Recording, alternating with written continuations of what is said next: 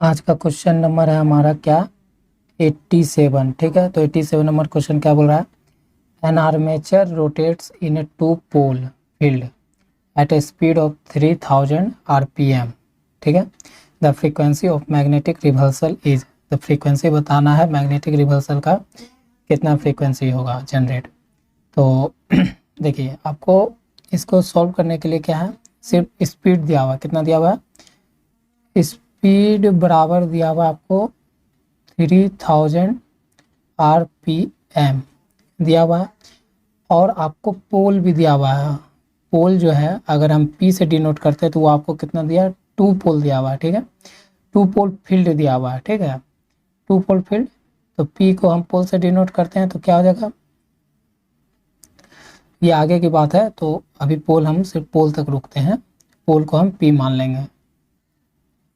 हो गया, और आपको निकालना क्या है, आपको यहाँ से फ्रीक्वेंसी फाइंड करना है ना। तो चलते हैं नेक्स्ट स्लाइड लेते हैं। तो देखिए हम क्या करते हैं, P लेट कर लेते हैं कि P is the number of poles. P क्या है हमारा, नंबर ऑफ पोल्स है, और यहाँ पर the number of magnetic reversals in one revolution. बोलता है कि अगर हम P, नंबर ऑफ पोल है हमारा P, तो the number of magnetic reversal in one revolution में हमारा कितना मैग्नेटिक रिवल्सन हो जाएगा। अगर पोल हमारा P माने हैं तो वहाँ पर दिया हुआ है क्वेश्चन में क्या, 2 पोल फील्ड है, मतलब 2 पोल का फील्ड है। तो हमारा जो number of magnetic reversal in one revolution होगा वो कितना आ जाएगा, P/2 आता है। ये आपको मशीन चैप्टर पढ़ोगे इलेक्ट्रिक मशीन, तो उसमें पता चलेगा। ठीक है, अब हमारा स्पीड दिया हुआ है यहाँ पर, speed of the armature. Speed क्या दिया आर्मेचर का, मान लेते हैं कि n RPM। ठीक है, जो n का मान दिया हुआ है 3000 RPM। ठीक है, तो हमारा इससे स्पीड से मतलब मैग्नेटिक रिवर्सल क्या निकलेगा, तो ये स्पीड है n RPM स्पीड, तो स्पीड हमारा पर सेकंड में कितना रिवोल्यूशन होगा वो फाइंड कर लेते हैं। तो द नंबर ऑफ रिवॉल्यूशन, मतलब इस स्पीड से अगर घूमेगा तो कितना नंबर ऑफ रिवॉल्यूशन पर सेकंड कंप्लीट करेगा, तो हो जाएगा n/60। ठीक है, ये हो जाएगा, तब हमारा यहाँ से निकल जाएगा कि नंबर ऑफ मैग्नेटिक रिवल्सल, तो नंबर ऑफ मैग्नेटिक रिवल्सल बराबर क्या हो जाएगा, अगर पर सेकंड देखा जाए, पर सेकंड देखे तो कितना हो जाएगा, P/2 गुना में n/60, P/2 गुना में n/60 हो जाएगा। बस यहाँ वैल्यू रख देना है, P का मान आपको पता है, n का मान पता है, P का मान पता है, P आपको कितना नंबर ऑफ पोल दिया है, 2 दिया हुआ है। तो यहाँ से देखो ये है स्लाइड, तो यहाँ से हम रख सकते हैं। तो जो हमारा नंबर ऑफ मैग्नेटिक रिवल्सल पर सेकंड वही आपका क्या देगा, फ्रीक्वेंसी देगा। तो फ्रीक्वेंसी बराबर लिख सकते हैं P/2 गुना में n/60। ठीक है, तो P हमारा 2 है, 2 से डिवाइड कर दिया, n हमारा 3000 और उसको 60 से डिवाइड करते हैं, 2 से 2 खत्म, 1 0 से 1 0 खत्म, और 6 से 50 खत्म। तो इतना क्या हो जाएगा, साइकिल पर सेकेंड होगा। यही हमको क्या डिनोट करता है, यही हमारा दे देता है फ्रीक्वेंसी के बराबर में। ठीक है, तो कितना फ्रीक्वेंसी जनरेट होगा, 50 साइकिल पर सेकेंड होगा। तो हमारा ऑप्शन क्या हो जाएगा, ऑप्शन 1। ठीक है, तो ये आपका पहला स्लाइड है, ये पेज 1 है, स्क्रीनशॉट ले लो, समझा, ये तो क्वेश्चन है। फिर देखो आपका सेकंड पेज ये है, पेज 2, स्क्रीनशॉट लेना है तो ले लो। ठीक है, मैंने आपको पूरा डिटेल वाइज बताया है। और ये आपका पेज 3 है, स्क्रीनशॉट लेना है तो ले लो। ठीक है, तो आपका आंसर निकल गया 50 साइकिल पर सेकेंड। चलते हैं नेक्स्ट क्वेश्चन। अब हमारा नेक्स्ट क्वेश्चन है 88। तो 88 नंबर क्वेश्चन क्या बोल रहा है, area of hysteresis loop obtain with a certain specimen of iron was 9.3 centimetre square.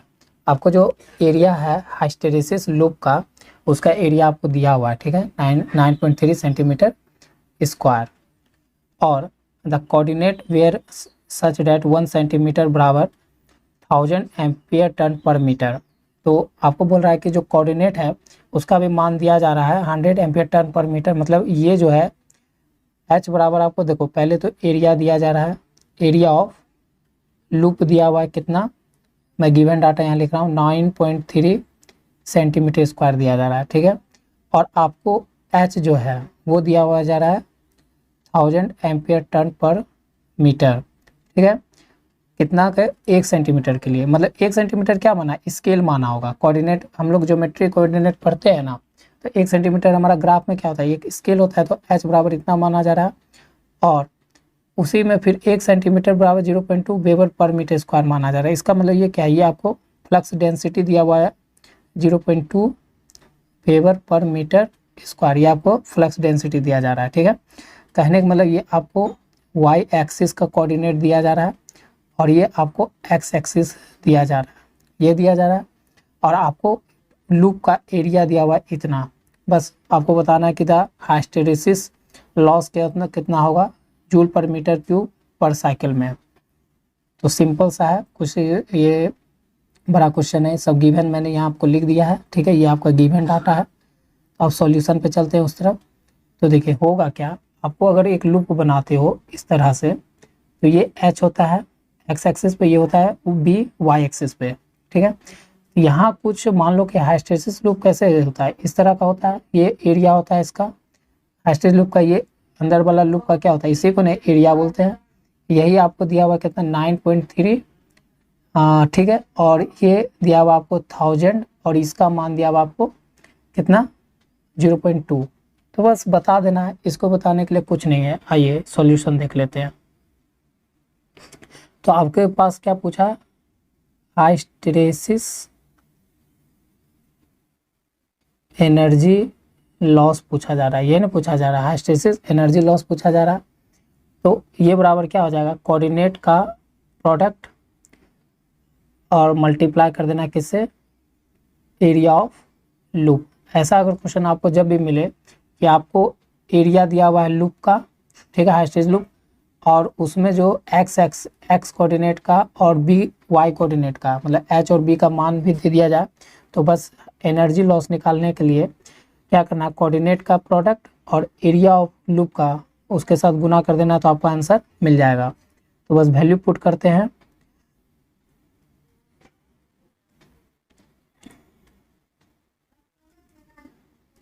ठीक है, यहाँ से एक डेसिमल उड़ाने पे 0 10 1 0 1 0 खत्म, 2 से 100 गुना के 200 और 9.3, यहाँ से 1 0 खत्म, तो आपका 20 गुना 93, तो हमारा क्या होगा 0 3 6 9 18, मतलब इतना जूल पर मीटर क्यूब पर साइकिल आपका क्या हो जाएगा, इस सवाल का जवाब हो जाएगा। तो आपको समझ में आया होगा।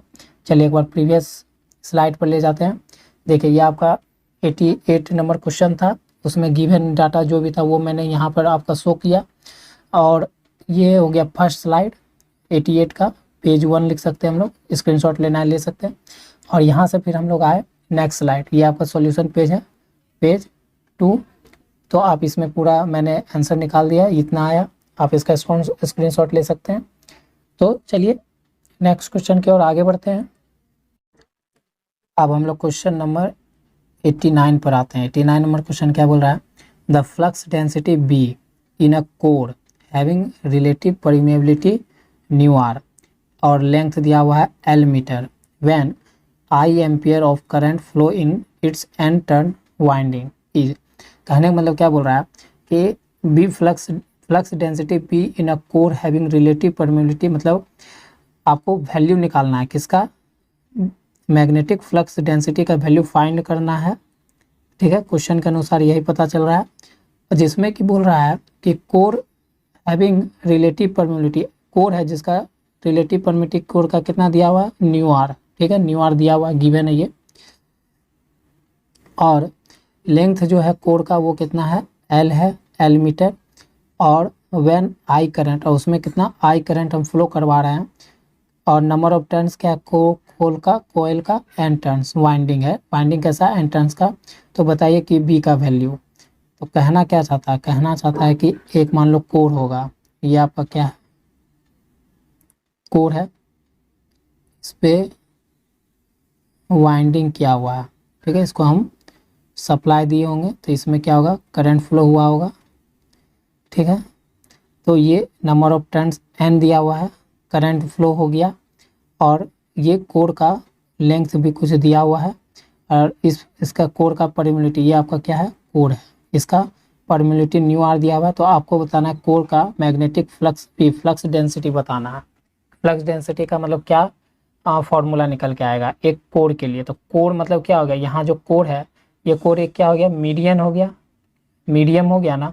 तो मीडियम हो गया तो यहाँ पर कौन काम आएगा, न्यू आर काम आएगा। न्यू आर को हम कंसीडर करते हुए इसका सॉल्यूशन करेंगे। तो मैं एक स्लाइड लेता हूँ नेक्स्ट। तो देखिए क्या होगा, हम लोग क्या जानते हैं, वी नो डैट, हम लोग जानते हैं कि बी बराबर, अगर किसी कोड के लिए हमको लिखना है तो क्या जानते हैं, new naught mu r H लिखते हैं। और एच बराबर क्या हो जाएगा, एच बराबर हम जानते हैं क्या होता है, एन आई बाय एल। आया ये कहाँ से, तो ये आया, इतना तो आप लोग पढ़े होंगे कि मैग्नेटाइजिंग एमएमएफ बराबर क्या होता है, मैग्नेटाइजिंग फोर्स और कोर के लेंथ का मल्टीप्लाई होता है, यही होता है। तो हम उससे क्या किए, एल इधर भेज दिए, तो हमारा एल इधर आके ये निकला एच बराबर। तो क्या हो जाएगा, बी बराबर mu naught mu r, H के जगह पुट कर सकते हैं ये वाला। तो एन आई बाय क्या हो जाएगा, एल हो जाएगा, होगा। तो बस यही रिलेशन आपको ऑप्शन में खोजना है। तो ऑप्शन में जो ये रिलेशन आपको जहाँ मिल रहा है जिस ऑप्शन में, वो आपका क्या हो जाएगा, इस सवाल का जवाब हो जाएगा, ठीक है। समझ में आया होगा, बहुत इजी क्वेश्चन था। तो चलिए नेक्स्ट क्वेश्चन पर।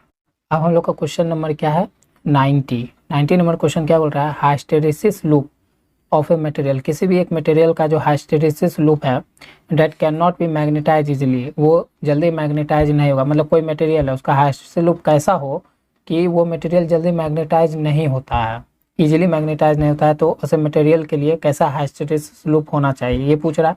मतलब किसी मटेरियल का हाइस्टेरेसिस, मतलब कोई मटेरियल इजीली मैग्नेटाइज नहीं हो रहा है, तो वो मटेरियल का हाइस्टेरेसिस लूप कैसा होगा, कैसा होना चाहिए जो इजीली मैग्नेटाइज नहीं होता। तो कुछ नहीं, इसका सॉल्यूशन क्या है, देखो अगर एक ऐसा थीन सा मैग्नेटिक बनाए, ये आप अगर बनाते हो एच और बी, ये मान लो कि एग्जांपल हम लिए हैं किसका, सिलिकॉन स्टील का, जिससे हम क्या बनाते हैं, ट्रांसफार्मर बनाते हैं, ठीक है। तो इसका देखो ये जो लूप है, एरिया का ये लूप है, ये क्या है, कंपेयर, अगर इसी के कंपेयर में हम किसका बना दे,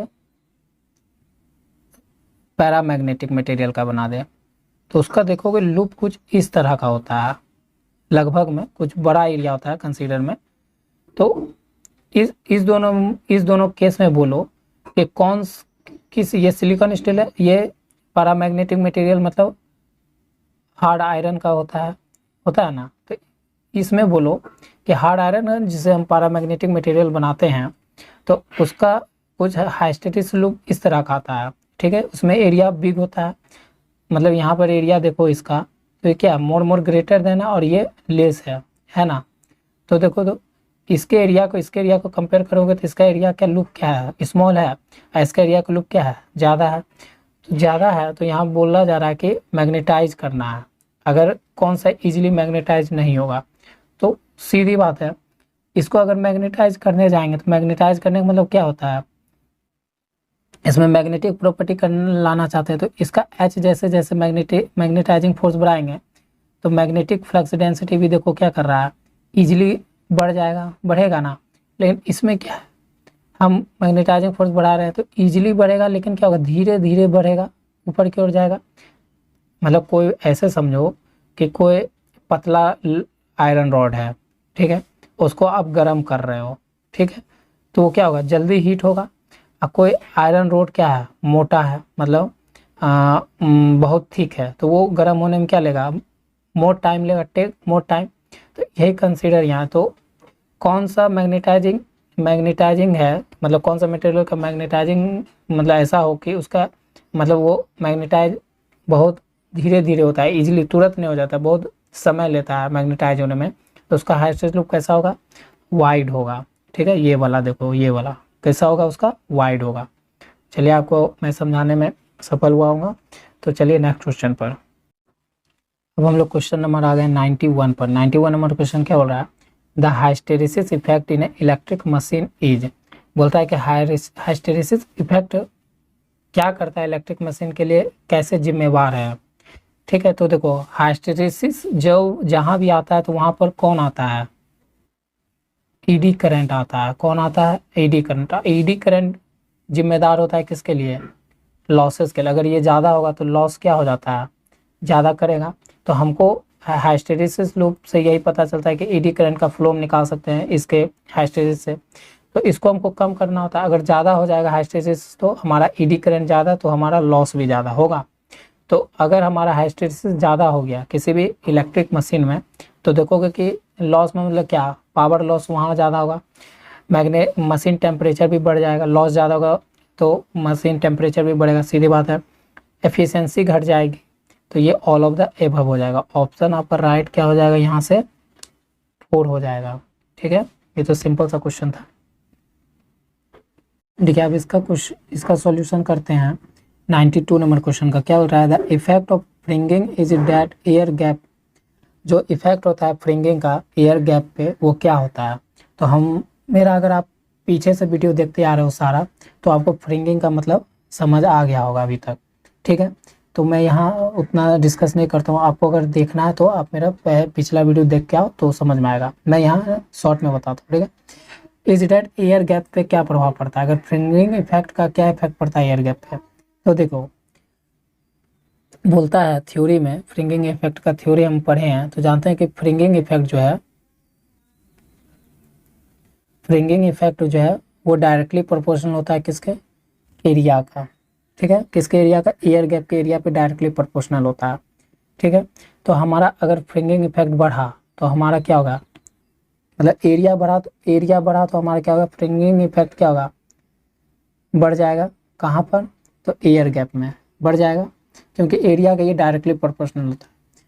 अगर ये है, और हम क्या जानते हैं नाउ, और हम जानते हैं कि जो रिलक्टेंस है, रिलक्टेंस भी डायरेक्टली प्रोपोर्शनल होता है, इन्वर्सली प्रोपोर्शनल होता है एरिया के। तो देखो अगर हमारा एरिया बढ़ेगा तो फ्रिंगिंग इफेक्ट क्या होगा, बढ़ेगा। लेकिन एरिया अगर यहाँ बढ़ेगा तो हमारा रिलक्टेंस क्या होगा, कम होगा। तो कहने का मतलब क्या बोलता है, इफेक्ट ऑफ फ्रिंगिंग इफेक्ट का एयर गैप में क्या प्रभाव पड़ता है। तो फ्रिंगिंग इफेक्ट बढ़ेगा तो एरिया बढ़ेगा। इससे ये देखो, यहाँ से यहाँ देखो कि फ्रिंगिंग इफेक्ट बढ़ा तो हमारा एरिया इंक्रीज करेगा।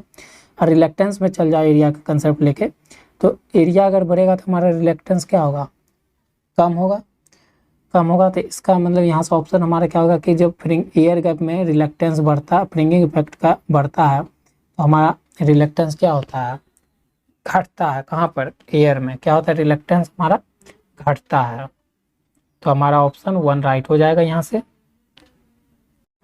अब हम लोग क्वेश्चन नंबर आ गए हैं 93 पर। तो 93 नंबर क्वेश्चन क्या बोलता है, energy required to demagnetize 1 metre cube of soft iron is about. बोलता है कि जो हमको एनर्जी मतलब ऊर्जा का ज़रूरत पड़ता है 1 मीटर क्यूब के सॉफ्ट आयरन के, 1 मीटर क्यूब मतलब वॉल्यूम वाले सॉफ्ट आयरन को डीमैग्नेटाइज करने के लिए कितना एनर्जी रिक्वायर पड़ेगा। तो ये रिमेंबर पॉइंट की तरह आप याद रख लेना कि इसमें आपको 1 मीटर क्यूब का जो आपका सॉफ्ट आयरन है उसको डीमैग्नेटाइज करने के लिए, क्या करने के लिए, डीमैग्नेटाइज करने के लिए आपको कितना एनर्जी रिक्वायर्ड ज़रूरी होता है। तो ये होता है आपका 10 जूल पर मीटर क्यूब के लगभग, ठीक है। ये आपका आंसर हो जाएगा, ठीक है, ऑप्शन 2। चलिए नेक्स्ट क्वेश्चन पर बोल रहा है the hysteresis loop is nearly square. जो कोई भी कौन सा इस चारों में से कौन सा ऑप्शन के लिए या मटेरियल के लिए हाइस्टेरेसिस लूप जो है लगभग स्क्वायर के लगभग हो जाता है, स्क्वायर के जैसे इसको ऐसा कुछ दिखता है, ऐसा कुछ एच और बी के बीच में अगर हाइस्टेरेसिस लूप खींचा जाए, हाइस्टेरेसिस लूप खींचा जाए तो इस चारों ऑप्शन में किस मटेरियल के लिए जो है हमारा एक तरह का कैसा लुक लाइक दिखने लगे, स्क्वायर की तरह। तो याद रखना ये दिखने लगता है आपका फेराइट कोर में, किसके लिए, फेराइट कोर के लिए दिखता है। तो ऑप्शन आपका 3 राइट हो जाएगा यहाँ से। अब हम क्वेश्चन नंबर आ गए कितना पर, 95 पर आ गया, ठीक है। तो 95 नंबर आपको दिखा देते हैं। ये है आपका क्वेश्चन, क्या बोल रहा है, और 1 मीटर क्यूब ऑफ मटेरियल, मतलब एक मटेरियल लेना है कैसा, 1 मीटर क्यूब का, ठीक है। वॉल्यूम मतलब एक मटेरियल का वॉल्यूम कितना, 1 मीटर क्यूब का लेना है। The hysteresis loss will be minimum, मतलब कोई भी मटेरियल इस चारों ऑप्शन में वो कौन सा मटेरियल है जो 1 मीटर क्यूब का लेने पे उसमें हाइस्टेरेसिस लॉस जो है सबसे ज़्यादा मिनिमम हो, क्या हो, मिनिमम हो। तो ये सबसे ज़्यादा मिनिमम, आप देखो हम ट्रांसफार्मर बनाते हैं, तो ट्रांसफार्मर जो बनाते हैं तो उसमें हम क्या चाहते हैं कि लॉस क्या हो, कम से कम हो, ठीक है। तो कम से कम होने के लिए हमको क्या चाहिए, एरिया कम चाहिए, ठीक है, क्योंकि लॉस जो होता है डायरेक्टली प्रोपोर्शनल होता है एरिया पे। अगर लॉस एरिया कम तो लॉस कम, क्योंकि इसका हाइस्टेरेसिस कुछ ऐसे बनेगा, जितना एरिया कम उतना क्या होगा, लॉस कम होगा। तो ये सबसे ज़्यादा किसके लिए सूटेबल होता है, आपका सिलिकॉन स्टील के लिए होता है, क्योंकि हम जानते हैं कि ट्रांसफार्मर हम किस मटेरियल का बनाते हैं, ट्रांसफार्मर कोर सिलिकॉन स्टील का बनाता है। और सिलिकॉन स्टील का ही हमारा अगर 1 मीटर क्यूब का सिलिकॉन स्टील ले हुए तो उसमें हाइस्टेरेसिस लॉस होगा सबसे कम से कम ज़्यादा होता है। तो आपका ऑप्शन क्या हो जाएगा राइट यहाँ से 4। चलिए आज ये चैप्टर का एंड था, इतना 95 क्वेश्चन नंबर हम लोगों ने कंप्लीट किया। जो हमारे साथ ये वीडियो में बने रहे मेरे चैनल के साथ, उसको धन्यवाद कि आप यहाँ तक मेरे साथ अपना सफ़र कंप्लीट किया। तो फिर आपसे मिलेंगे नेक्स्ट चैप्टर में, नेक्स्ट मतलब एक नई ऊर्जा के साथ। अगर आप मेरे चैनल पर नए हैं दोस्तों तो आप ज़रूर सब्सक्राइब करिए, क्योंकि हमारा ये सफ़र अब चैप्टर बाय चैप्टर आगे बढ़ता जा रहा है। मैं जितना कोशिश कर रहा हूँ कि ये कंप्लीट करा दिया जाए चैप्टर, ठीक है, जल्दी जल्दी बीके मतलब बुक। तो अगर आप न्यू है मेरे चैनल पर तो चैनल को ज़रूर सब्सक्राइब करें। मिलते हैं आपसे नेक्स्ट वीडियो में, बस आज के लिए इतना।